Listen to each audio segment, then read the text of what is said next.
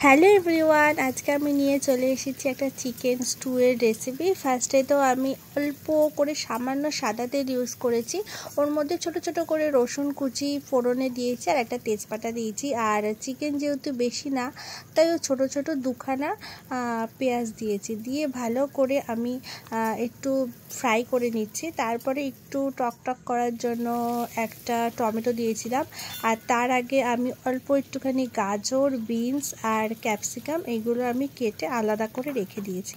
তো টমেটোটা দিয়ে ভালো করে আমি মিক্স করে করছি আর কি।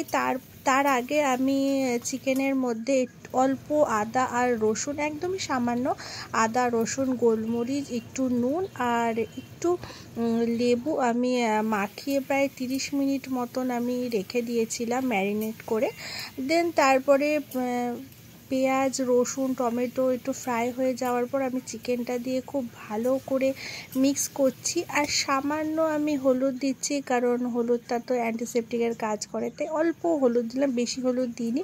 দেন আমি আবার চিকেনটাকে একটু ভালো করে ফ্রাই করে দেন ওর মধ্যে গাজরটা দিয়ে দিলাম, কারণ গাজরটা সিদ্ধ হতেও টাইম লাগে।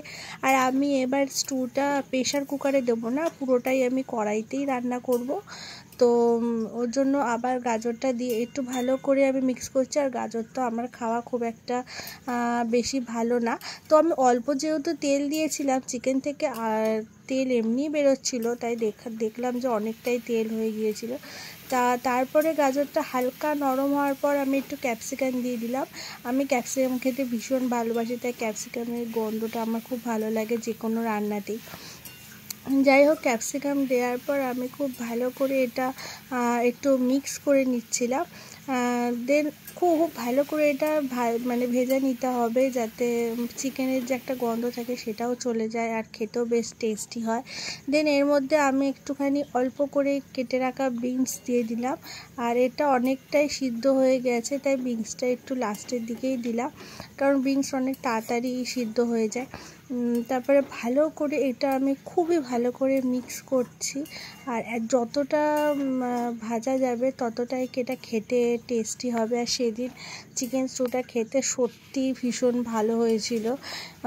যাই হোক, আমি এটা ভালো করে দেখছি যে মিক্স হয়ে গেছে, একেবারে লেগেও যাচ্ছিল কড়াইতে।